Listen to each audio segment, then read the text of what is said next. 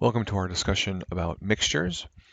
Mixture problems are a typical type of question that students struggle with, not only in math classes, but you'll see them a lot in chemistry classes, biology classes, sometimes in physics classes, and business and econ classes. And the objective for this video is just to find a nice, simple way to be able to set up and solve any and all mixture type problems. So here are two typical forms of a mixture problem. The first one involves percentages, and the second one involves prices. And those are really the two major families of mixture problems. You're going to mix a certain amount of substance A with a certain amount of substance B, each of which has a different percentage of something. In this case, chicken broth. I mean, there are other ones where they talk about, a 30% acid mixture is mixed with a 50% acid mixture to make 200 liters of a 42% acid mixture, and that's something you would see in a chemistry class. But it's really the same question. And then a typical question in a business or econ class, or a math class for that matter, might involve prices instead of percentages. And you'll say, okay, you have so much of item A that costs $8.40 per whatever, in this case per kilogram. And then you'll have a certain amount of substance B, which costs $8 per kilogram.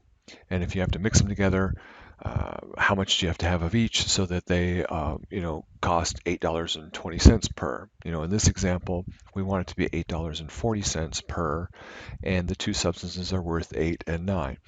Doesn't matter how much each thing is worth. It doesn't matter if it's per kilograms, per pound, per ounce, per whatever. The idea is still the same, that all mixture problems, right? Every single mixture problem is really just a system of two linear equations with two unknowns. That's all it is. So if you already know how to solve two equations with two unknowns type of systems, then you know how to solve mixture problems. The only difference is you now need to recognize and kind of learn the tricks as to how to set up those two linear equations based on the information you're given in a typical mixture problem. Well, there will always be two equations because you need two equations to solve two unknowns. And one of the equations will almost always be just the amounts of stuff. So many pounds of this, so many pounds of the second one adds up to 100 total pounds. Or, 50 units of this plus 70 units of that, equals how many units we have. It's always just the raw amounts. Then the second equation will be the one that is somehow based on the other measurement. So it's based on the price or the percentage, or there are a few other variations of mixture problems, but they're almost always price and percentages. And if they're not, you'll very easily see that one is just the amount, and then the other one is some augmented thing. All right, let's go through some examples so you'll see what I mean. Here's a typical question. We saw it on the first slide, right? Solution containing 30% chicken broth is to be mixed with a solution containing 50% chicken broth to make 200 total liters, right, of a mixture that contains 42% chicken broth. So it's our typical solution problem. We recognize it as a solution problem because it's talking about mixing a couple things, and you go, aha, that's simple. We've done this before. It's two equations and two unknowns. I just need to set up those two equations. Well, the first equation is just the amount of each, but we don't know the amount of each, right? How much of each solution is needed tells us that those are the unknowns. So we're going to have x plus y equals 200, right? Because x is going to represent the 30% solution, and y is going to represent the 50% solution. And that's going to be a typical setup for all of these. You almost never know the amount. Sometimes they'll tell you the amount of one, but not the other, or sometimes they'll not tell you any amounts of either. Sometimes they'll give you the two amounts and not the total. I mean, they always have to give you two out of the three, but it's almost always just the total and nothing about the other two amounts. Sometimes it's the total and one of the other two amounts. But basically, you're almost always going to have x plus y equals 200. It doesn't have to be x and y. You can use a and b. You can use any two letters you want. But x and y are kind of the most common. Okay, so there's our first equation. That's the amounts. Now, the second equation is always the one that's based on the measurement. Well, we're measuring these things by percentages.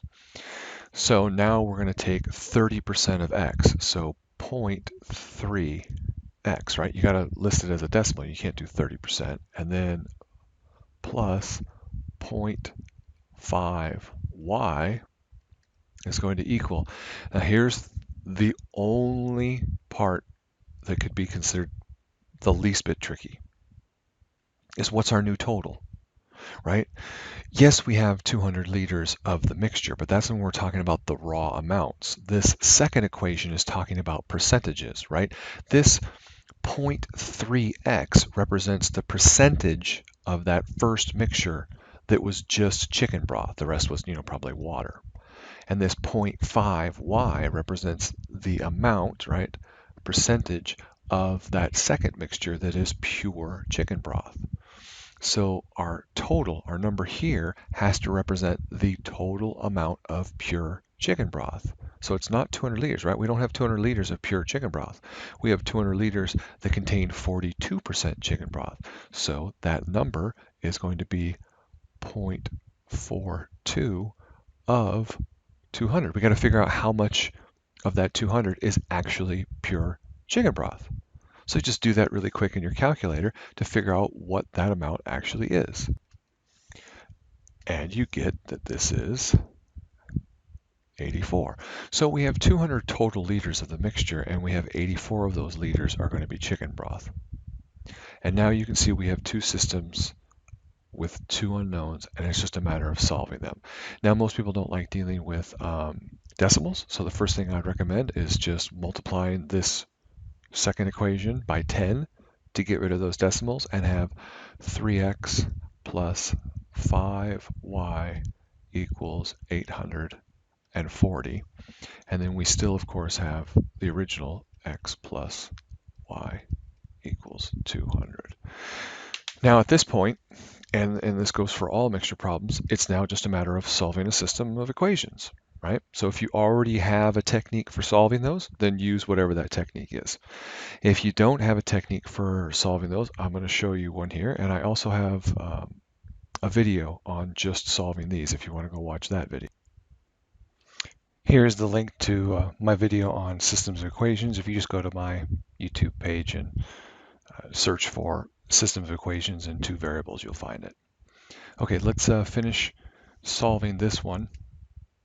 And the way I normally solve systems of equations is with the elimination method.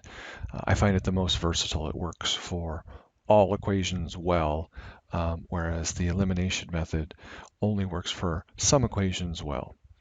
And what the elimination method is you just need to match up the coefficient of one variable. So these both need to be 3s or these both need to be 5s, and then you eliminate them by subtraction. Or what's safer is you make a match but with opposite signs. So you make one positive 3 and one negative 3, and then you subtract. So what I'm going to do is I'm just going to multiply this bottom equation by negative 3 and make it negative 3x, right? And then negative 3y equals negative 600. And now when I add those together, the 3's cancel and I get 5 minus 3, which is 2y, and then 840 minus 600 gives me 240. Divide both sides by 2, and I now know I need 120 liters of y, of the 50% solution, and my job is pretty much done, because to solve for x, I just subtract that from 200, right? Because up here in the original equation, in this one, I know that they have to add to 200. So that tells me that x has to equal 80. And it's that simple. All right, let's look at another example. This one's dealing with prices, and we'll see how it's the same idea. So a fish shop sells a 10-kilogram package of mixed tuna and salmon for $8.40 per kilogram. If the tuna sells for $8 per kilogram and the salmon is $9 per kilogram, how many kilograms of each are in the mixture? Well, just like before, we have two equations and two unknowns. The first is, right, we've got tuna, salmon, and we don't know how many kilograms we have of each. So x plus y is going to equal our total 10 kilograms. But we know that tuna sells for $8 per, so that's 8x plus $9 times y, right? Gives us the price of the tuna plus the price of the salmon, and then the total price, right? Because this is always total here. Well, in this equation, this was total weight. But in this equation, we're looking for total price. Well, what is the total price? Well, it's $8.40 per kilogram for 10 kilograms. So isn't that just $84, right? Because we just took 8.4 multiplied it by 10. So just like before, I'm going to use the elimination method, and I'm going to multiply the top by, let's do y this time, and do -9, right? So negative 9x plus negative 9y equals negative 90. Now when I add those together, I get negative 1x, right, equals negative 6, or x equals 6. Now obviously the math would have been a lot easier if we did x instead of y, but I wanted to point out and show to you that no matter which one you choose, it's still pretty easy. All right, now that we have x, that tells us that y has to be 4 because we know those two things add up to 10. And if you ever want to check your work, you could then plug those in and see 8 times 6, right? 6 times 8, that's going to be $48. And then 9 times 4, that's 32. And when you put those together, you do not get 84. What did I do wrong?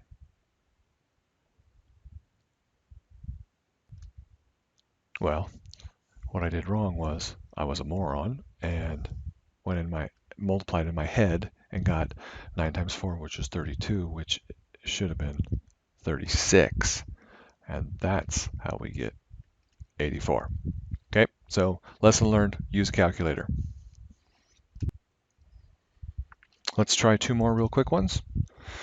50-gallon carton of orange juice has 6% pulp. How much orange juice with no pulp should be mixed to make a solution with 3% pulp?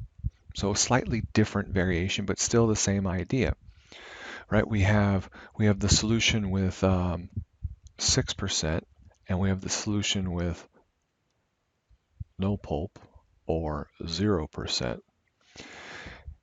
And a 50-gallon carton of orange juice has, so we already know the amount of this.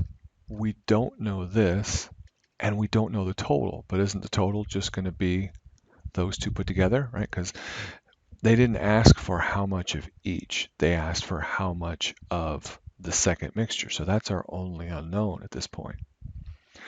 But we have one more piece of information, right? This here is total, and this amount here is just total amount,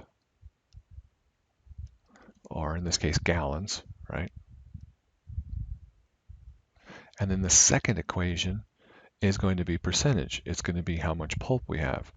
So if this thing is 6% pulp, we just take 6% of 50, right? And we get 3 gallons of pulp. Plus, well, if this is 0% pulp, how much pulp is this going to add to it? Nothing. And then at the end, we want 3% pulp. So 0.03, because that's percentage, times the amount. That's total gallons, 50 plus X. And this gives us how much pulp we have. Again, we don't like this decimal, so multiply by 100, and we get 300 equals 3 times 50 plus X, which is 150 plus 3X. Subtract the 150 over, divide by 3, and it tells us we have to add 50 gallons of our other solution, which makes sense, right? Because if we want to cut the pulp in half, if we want to go from 6% down to 3%, then don't we have to add the same amount so that it's exactly half, right? 50 gallons of the 6%, 50 gallons of the no percent, and you basically end up averaging them and you get that 3% pulp. Okay, so you can see the setup is still the same regardless of if they give you the total and they don't give you the two amounts, or if they give you one amount and then the total is always based on that one amount. But it's all still the same. Your first equation is just the raw amounts, in this case gallons. Then the second equation is that measurement that we're talking about, in this case percentage of pulp.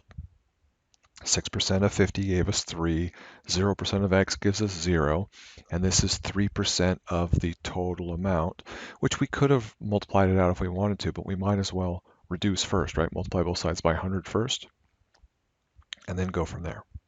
Just make sure that when you're doing this, you don't make the mistake of multiplying this by 100 and this by 100. So if you make those kind of mistakes, then you're probably better off distributing first and then multiplying everything by 100, or just work with the decimals. Okay, our last example. Pineapple costs $5 per pound, strawberries $8 per pound. How much of each fruit must you mix together in order to get 300 pounds worth $7? You can see it's very similar to our other money question. Again, we're going to start off with raw amounts.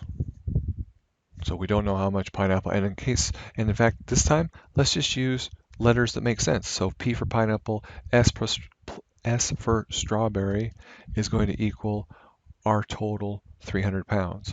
And then now we can do price, $5 for pineapple plus $8 for strawberry has to be, well, 300 pounds at $7 per pound is $2,100, right? This one's in pounds and this one's in money. All right, I'm going to take the top, multiply it by -5.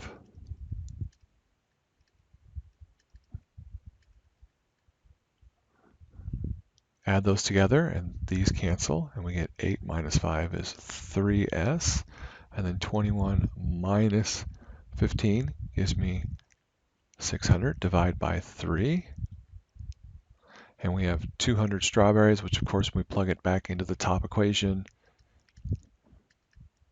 100 pounds of pineapple. And it's just that simple, guys. No matter what kind of mixture problem it is, tackle it the same way and then solve those systems of linear equations.